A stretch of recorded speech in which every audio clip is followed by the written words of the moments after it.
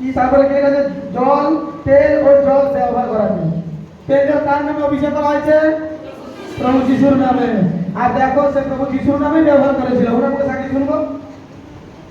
আমার শাশুড়ি তো প্রেশার বেড়ে গেছিল, 202 হয়ে গেছিল। শাশুড়ি মা বয়স কত? শাশুড়ি বয়স 18 বছর হয়ে গেছে। 18 বছর? না না, 62 হয়ে গেছে। 62? তো 62 কথা শোনা ভুল হয়েছে। আরে সাক্ষী শুনবো। প্রেশার প্রচুর হাই হয়েছিল, তো বাড়িতে ছিল, বৃহস্পতিবার ছিল আর শুক্রবার দেখাইছিল, তারপর শনিবার ভর্তি করা হয়েছিল। তারপর নার্সিং হোমে ভর্তি করার পর সকালে ভর্তি করা হয়েছিল, সন্ধ্যার দিকে মানে মাথার এত প্রবলেম আছে, বেড থেকে বেরিয়ে চলে যাচ্ছে। তারপরে ডাক্তার বললো সিটি স্ক্যান করাতে হবে। সিটি স্ক্যান করাতে ধরা পড়লো যে ব্রেন স্ট্রোক হয়ে গেছে। তারপরে রাত্রিতে দুজন ছিল, প্রচুর উদ্ধার করেছে। আর ডাক্তার বলছিল প্রচুর মানে দেরিতে জ্ঞান দিচ্ছে, অত তাড়াহুড়া হচ্ছে, ভাবছিল বেঁধে বেঁধে দিবে, কিন্তু আমার মেয়ে আর হাজব্যান্ড ছিল দুজনেই ধরে দিয়েছিল সারা রাত। মানে প্রচুর উৎপাত, তাদেরকে মেরে পেটেও দিচ্ছে, গালাগালিও করেছে। কিন্তু আমার শাশুড়ি কিন্তু ঈশ্বরের জন্য সবসময় প্রভুকে এরকম করছে, আর কোনো কথা বলেনি, তাকাচ্ছে এরকম করছে প্রভুকে ডাকছে। তারপরের দিন রবিবার দুপুরে 1টার পর জ্ঞান দিচ্ছে। জ্ঞান ছাড়ার পর উঠে বসে বলতেছে আমি প্রার্থনা করেছে রাত বসে, তারপরে বলছে আমি খাবো, কিন্তু মানুষ চিনতে পারছে না। তারপরে বিকালের দিকে 4টার দিকে তারপরে মানুষদেরকে একটু করে চিনতে পারবে। এখন সম্পূর্ণ সুস্থ? বুধবার দিন ছেড়ে দিয়েছে, বাড়ি চলে তিনি কি এখানে আছে?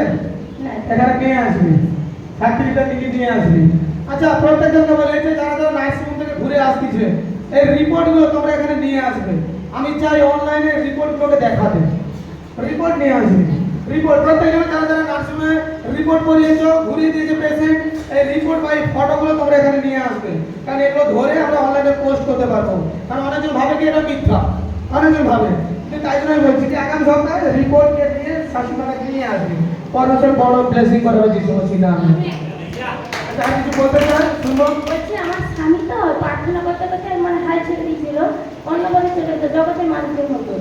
যেদিন মা ভর্তি থাকে শাশুড়ি মা, সেই দিন রাত্রে 3টা বেজে ছিল, যার কি মনে হচ্ছে। আর আমি আগামী শুক্রবারে অনলাইনে প্রার্থনা করছিলাম। আপনি বলেছিলেন যে যে সমস্যাগুলো খাতাতে লিখে হাতে ওয়েল লাগিয়ে ওইখানে হাত রেখে 3 দিন প্রার্থনা করতে, আর যাদের ওয়েল নেই 21 দিন প্রার্থনা করতে।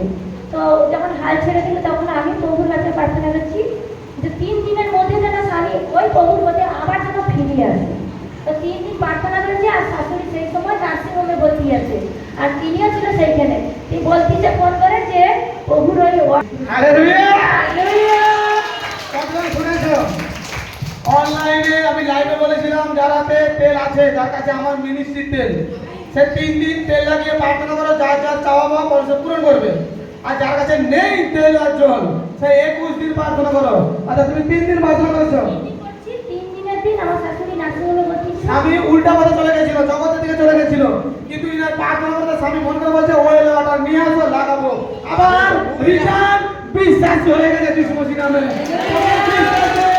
হাল ঘুরবে পবিত্র যিশু নামে। আজ ওয়েল ওয়াটারের সাক্ষী দেখো, আজ ধরে কিন্তু স্বামী সন্তানের সুখে আছে। দেখো ভালো তো। আজকে যে ব্যক্তি নার্সিং হোম থেকে ঘুরে আসছে সুস্থ হয়ে, যে মানুষকে চিনতে পারছিল না সে আজ মানুষকে চিনতে পারছে, তাহলে তাদের তো আনন্দের দিন। আজ তেল জল নিয়ে অনলাইনে তারা অনেক কথা বলছে, অনলাইন বলা আবার এই ভিডিও পোস্ট করা হবে। আমি আবার বলছি অনলাইন দেখ, তেল জলের স্ট্রোক পেশেন্ট ফিরে আসছে, বিশ্বাস হারিয়ে গেছিল, বিশ্বাস রিটার্ন আছে যিশু মসির নামে। অনলাইন বলা এবার চুপ কর, প্রফেট সমীর দাসকে ঈশ্বর পাঠিয়েছে, কোনো মাইক আলাল নেই যে দমিয়ে রাখবে যিশু মসির নামে। আমেন।